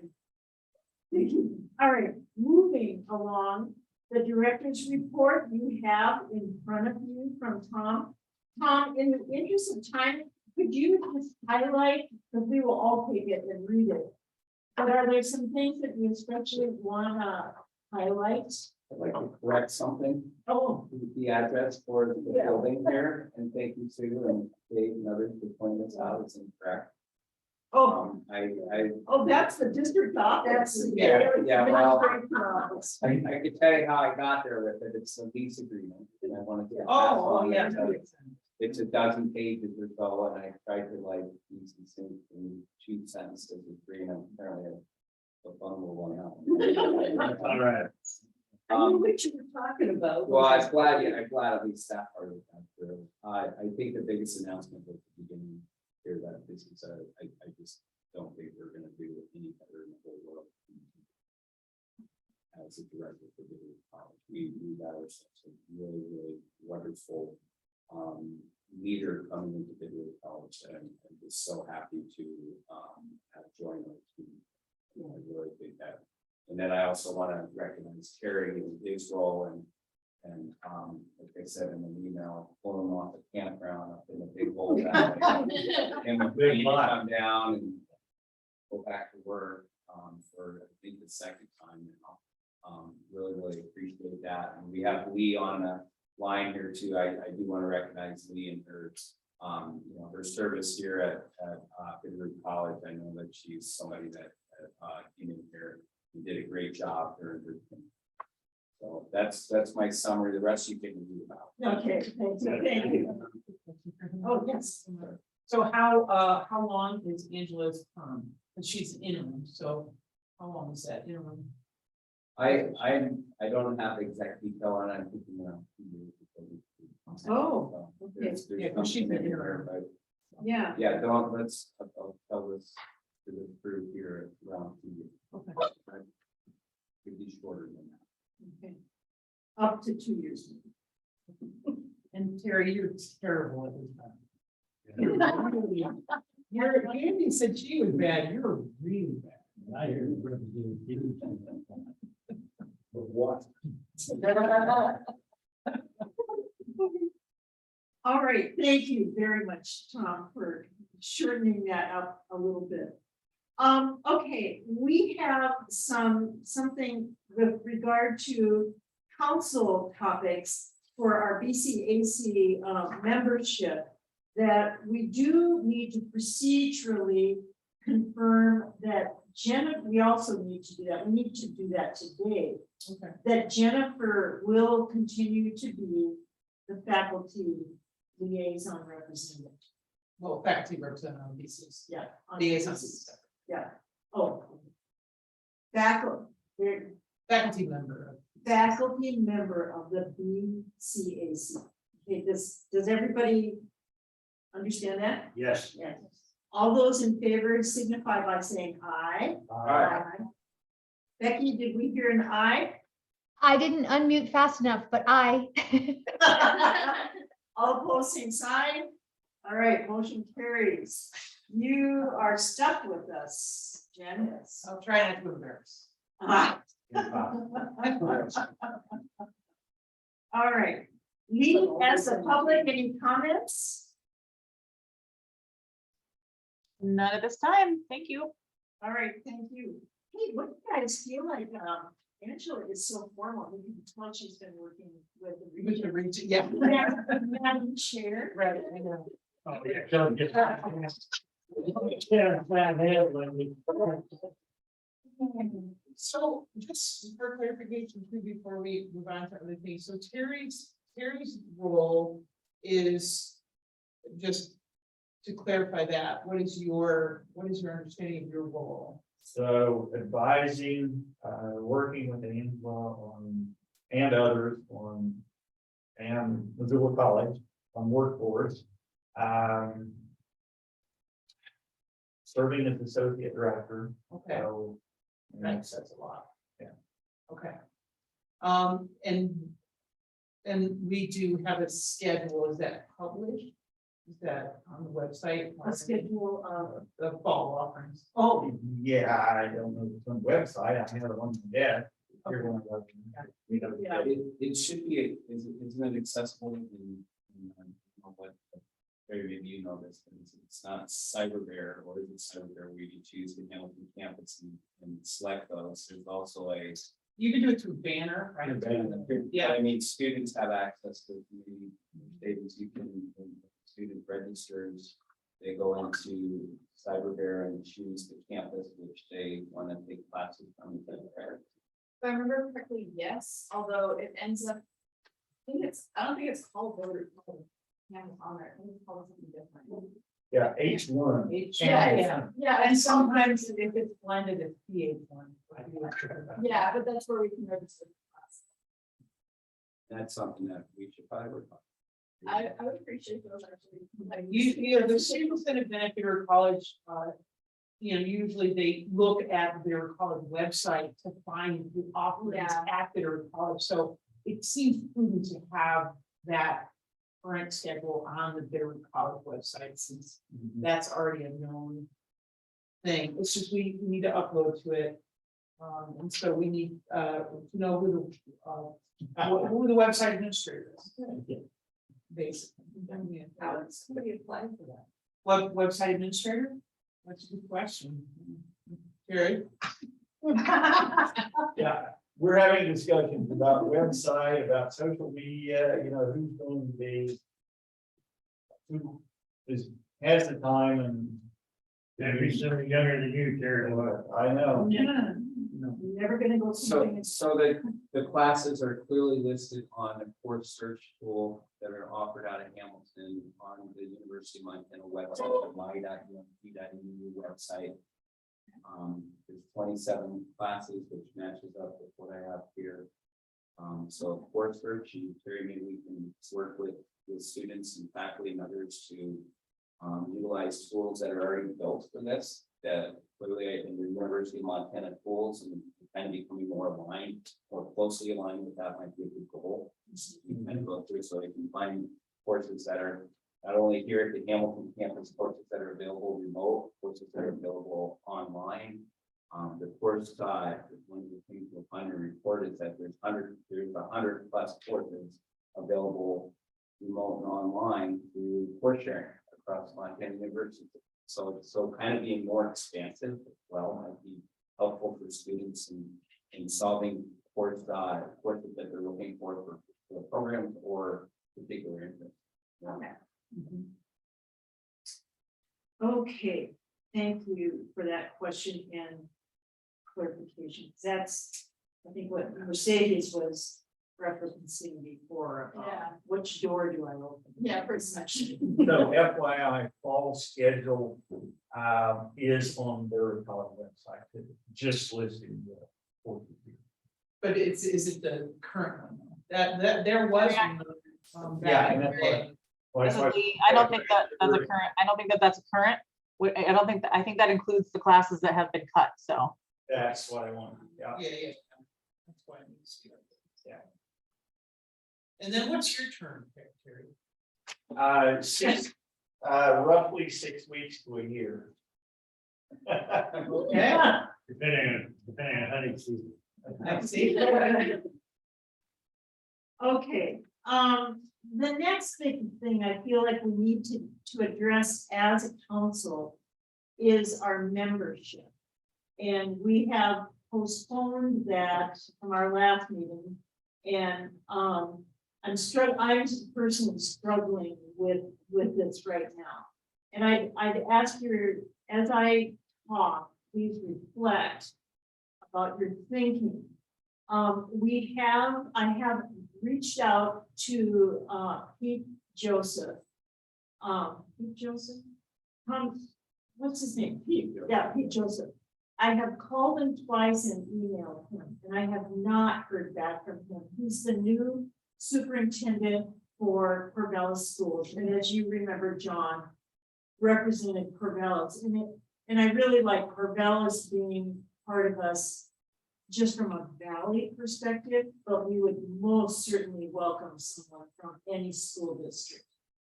Because it's an important voice for us. So I have reached out to him about his interest. I have not heard back from him. Isn't he just interim? I don't think so. Because he's one of the coaches. Oh.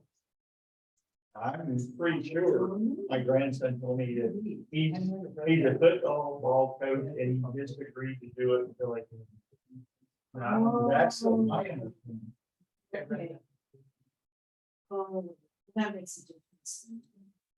So that's yeah. That's a really important role that we need to pursue on this council. That does leave two to three other community-based roles. As you remember, meetings ago, we do have 3 applications. One is from a community member named Gail. I think it's Roge, or I don't exactly know how to say her name. Gail, Roege. I sent you her application and background. The other 2 are from Marcy Smith, who is the BCAC chair, and Gina. Oh, gosh, Sue, help me. Oh, yeah, I should have looked up these names because it's been so long since I've been looking at this. I really apologize. Is it Carrie? Yeah, Carrie Garino. Carrie, I'm thinking of the G. Thank you, Carrie Green. All right, and I know that at our last meeting, we were kind of going back and forth about, we have a representative who is a trustee. Do we want more? Or should we look for different community representation? Excuse me, Madam Chair. I think before we would include more members of the board of trustees, they need to digest the information made very clear today. That this is not in support of transition. And I think it'd be a little bit unfair to them to ask them to volunteer the community time to get in the street. So I would hesitate to do that, still. Okay. Any other thoughts? And I'll just be very upfront about this. I think that one joint member, and it's not a joint, but Sue being on both is fine. And Sue's been a very, I think, good voice both for the college as well as keeping us up to date on what's happening with the trustees and BCAC. But personally, I would see it as a conflict of interest to add any more members. I think one is enough. So you can't quit. Any Have other? to be approved first. Have we been? We did that. No, I don't think we did. Oh gosh, I thought we did that after we changed the bylaws to. I don't know. I Good don't. to Sue Smith be reelected. We did it. We did. Oh, we did. Okay. We extended everybody's. Yeah. Wasn't it captured in those lovely minutes? Here we go. Okay, so then my continued question would be this. I feel like, and I'm sharing an opinion, at this juncture, other than adding a superintendent representative, I feel conflicted about reaching out to new members. I just am like, we can bring them on. I guess we can catch them up to speed. Certainly Gail has reached out to me and asked that question. Should we proceed with Gail? What, did everybody have a chance to read her dossier? Do you have? I know I read it, but. Years ago. All right. So I would like to see us fill the position, but, and I can't remember her information, so I'm not saying not her, but in terms of any of the vacancies, I would like to see us be a little bit more strategic. And since one of the things we're hearing a lot from Tom and Angela and others is the importance and Lee, the importance of an opportunity for growth in workforce. I would really like to see us, we have Becky from the hospital and Bitterroot Health. I would like to see us have one or two more members from large employers.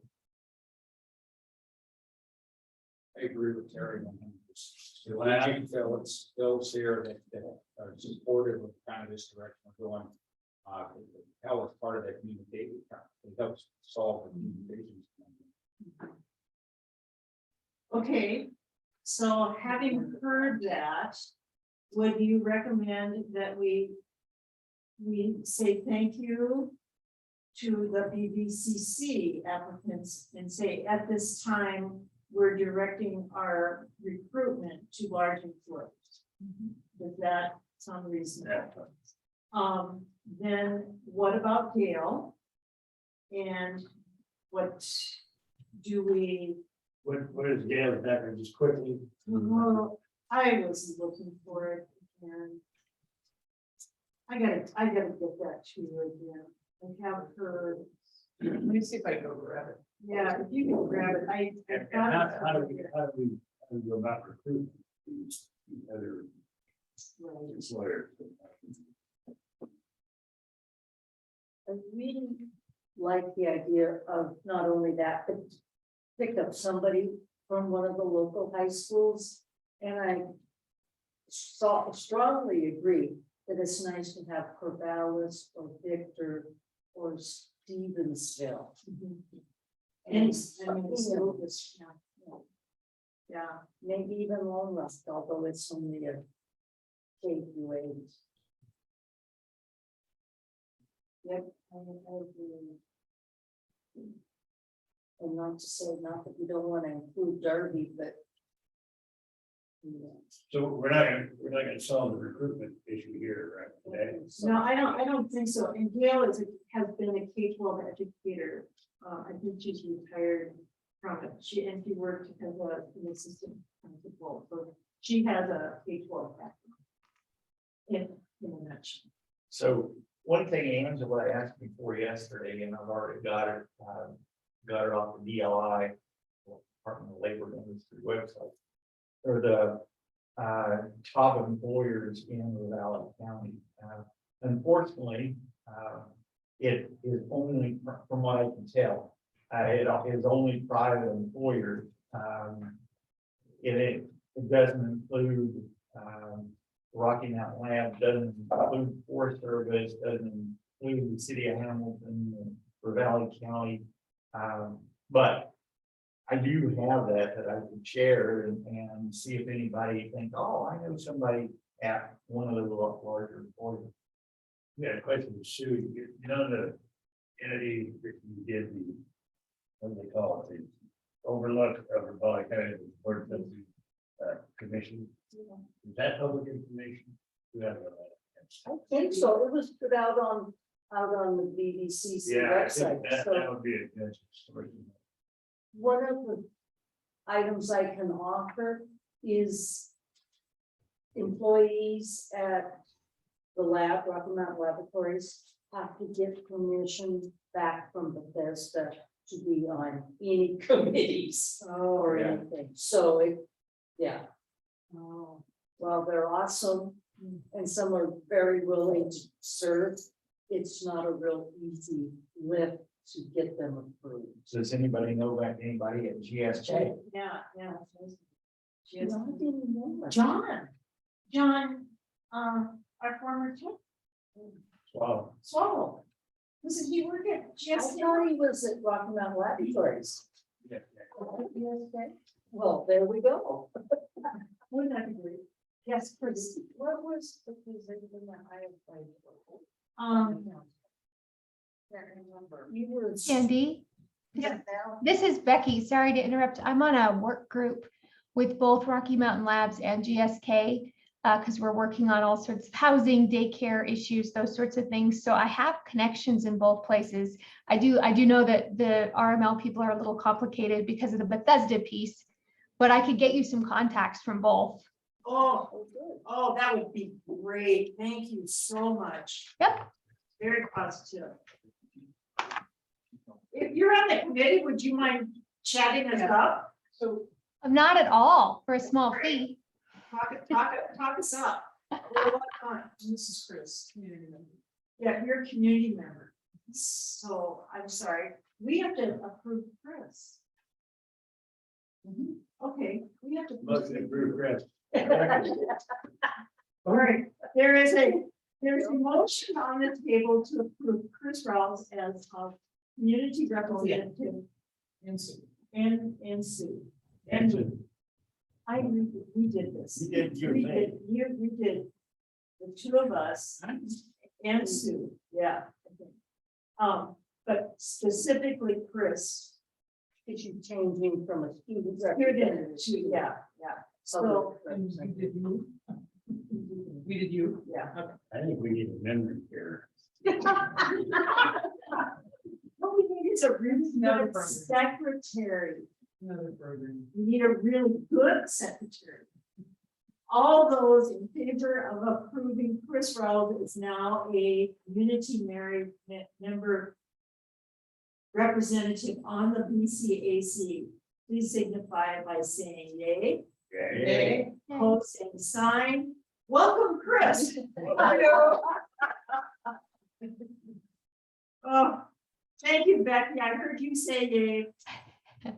All right. So this is to quickly summarize because we have at least exactly 5 minutes left for this meeting. Becky will try to talk with her colleagues on that council, looking at childcare, etc., about a large employer representative for this group. I will follow up with continuing to try to find, by working with Terry, because he's going to go to the MAS meetings. Montana Association of School Superintendents, they have MAS meetings regionally. And I would love to go to that. So that's where we'll follow up on a school representative. And then I will call Marcy and Carrie and say, at this time, we so appreciate your interest, but at this time, we're really looking to find two large employer reps.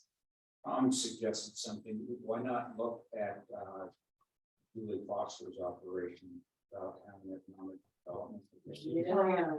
Yeah, I mean, Yes. I don't know if we've had a connection with them for a while, other than the tenants there. Yeah. And John came. John came, so I will call her. And see. She has some insights. Yeah. Good, yeah, she's good. All right, so are we? Hey, Candy. Yes. It's Becky, sorry. One thing we're working on is trying to find ways to get kids from high school immediately into CNA, MA, and phlebotomy programs. And I've been working with Chad DeLong at Hamilton High School, and he has been amazing in that project. So I think that's somebody that you could consider as well. He's not superintendent level, but he's been a rock star for helping us figure out how we get those kids right from high school into our place. Great, we know him. He's fabulous. Yeah, okay. And the fact is that we passed laws in the last session that facilitate that and facilitate students getting credit for off-site sort of educational opportunities. So this sounds like the good guy to approach it. Yeah, I will follow up with Chad. We know Chad. He'd have to be released from the school district during the day. And I don't know, that will be a question. I'll start with the Superintendent, but part of this is, it's helpful to us, part of it's helpful to them. Yep. The other parts it's helpful that's having school districts across the county recognize what their options are, their flexibility that they have, and it's not clear that they all. I know it's not across the state, because the school district don't understand some of the new flexibilities and authorities that they have, which is the target of opportunity for this operation, to educate school districts and students.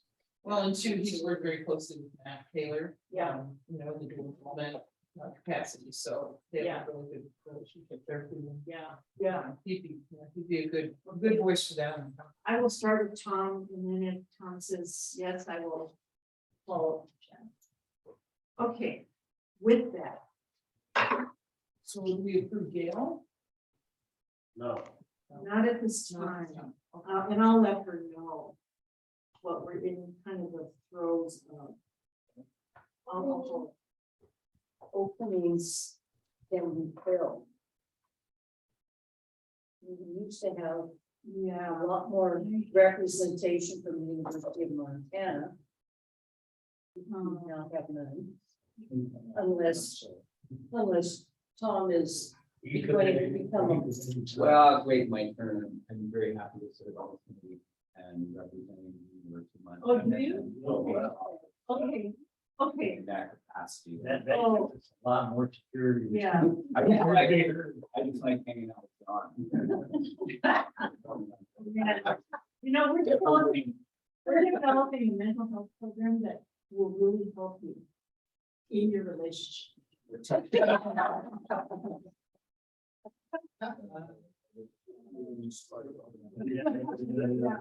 Do I have a motion for adjournment? Oh, sorry. I just wanted to quickly tell, and I've told a couple of people this, in my, so far limited meetings with Angela, and I've known not well, but I have known Angela for a number of years. But I'm just really impressed, with how quickly she gets on something. So just to give you an idea, that a couple things. She and I talked yesterday, and we talked about relationships with high schools, and she goes, you may need to attend all of these Western Mass meetings, which Candy mentioned, the superintendent's meeting. You know, not just once in a while, somebody from here try to stop in one of the high schools, but be very much more proactive in going to these meetings where you have all the superintendents from the area or region together and find out what we can do, maybe have one of the schools that worked with us really well, talk a little bit to the other superintendents about what things that they're working with us on. And then the other thing she and I talked about, and has been part of this too at times.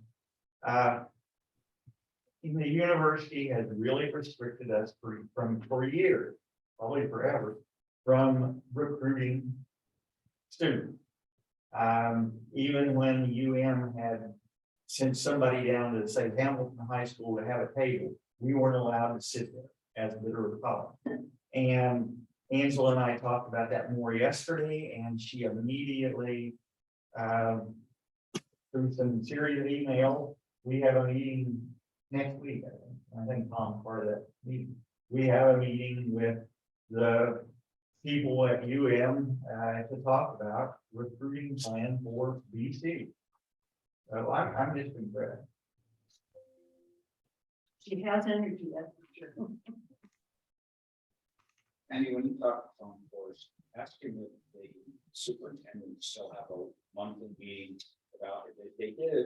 They did a while back. I don't know if they still do.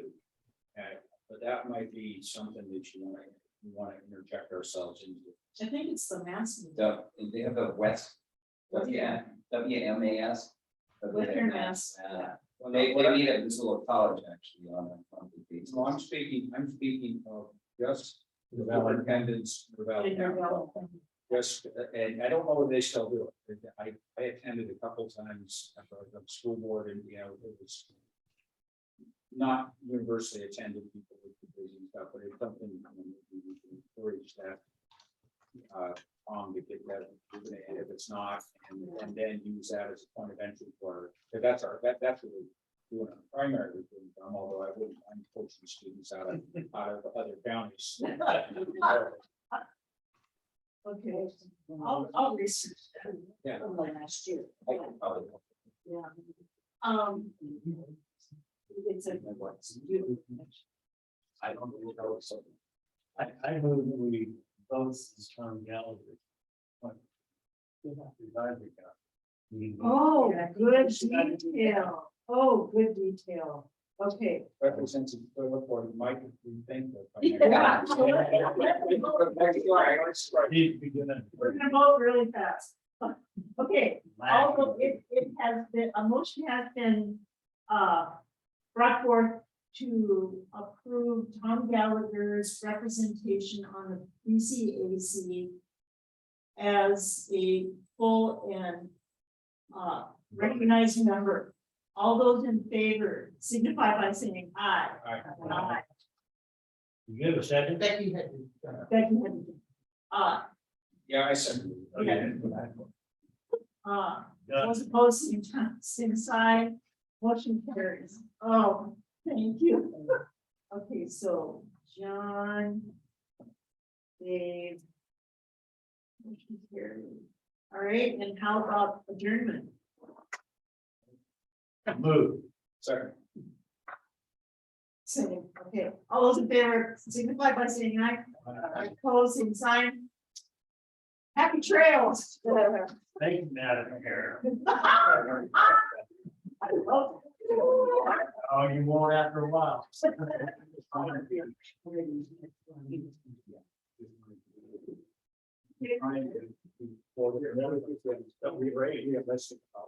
Yes. No,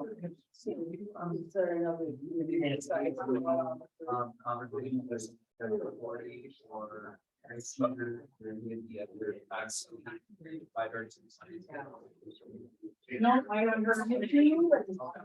I didn't know, I appreciate everything you said today. Everything. I'm sure they're off on. Clarity. Thanks, Dave. Thank you. Well.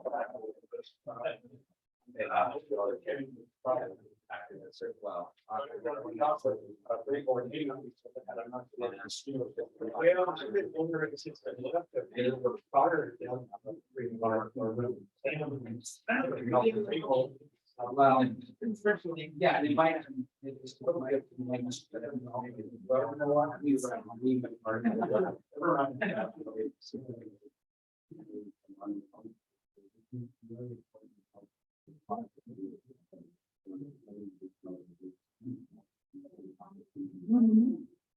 Yeah, I mean, that's, I think that's well known, that we offer an alternative to the main, what's on the main campus. That's why the students is not a complete. Well, A lot of work.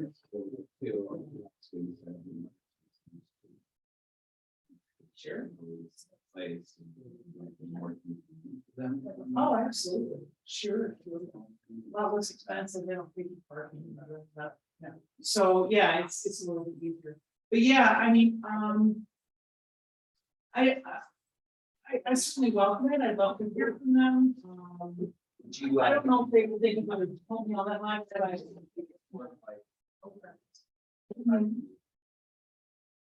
Yeah, I know I've talked with Linda Barnes and that's, so she wanted to. Yeah, that was the question I had for you. So I didn't think it's teach the A and heating labs, right, at Bitterroot College. Yeah, no, it's right. Yeah, so they teach any other lab classes?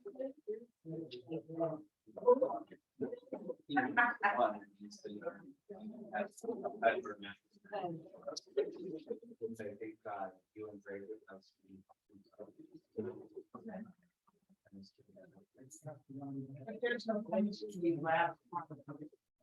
You know, here's what we've done.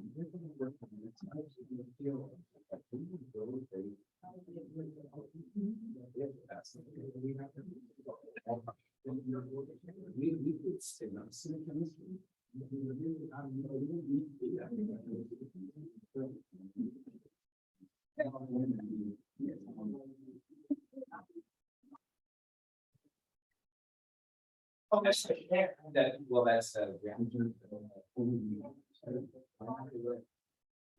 students or four-year college students. Why not send four-year college students? Okay. That would save time. Let's bring in. Well, I mean, That's fun. Wow. sure.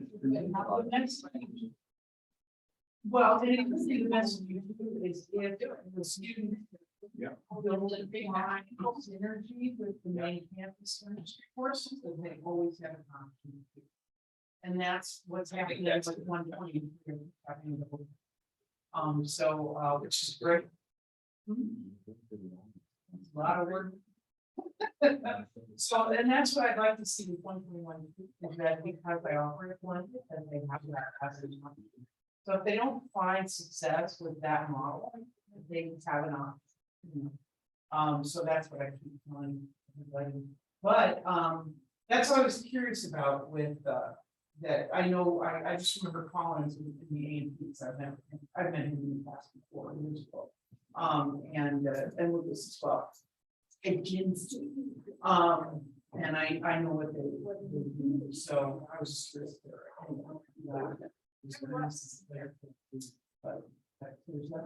Yeah, there are.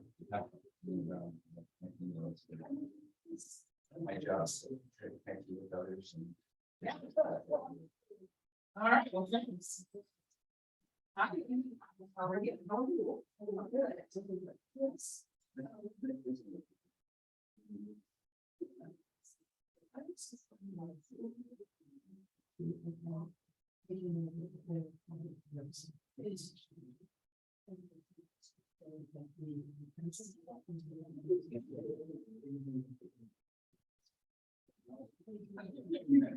Well, yes, there's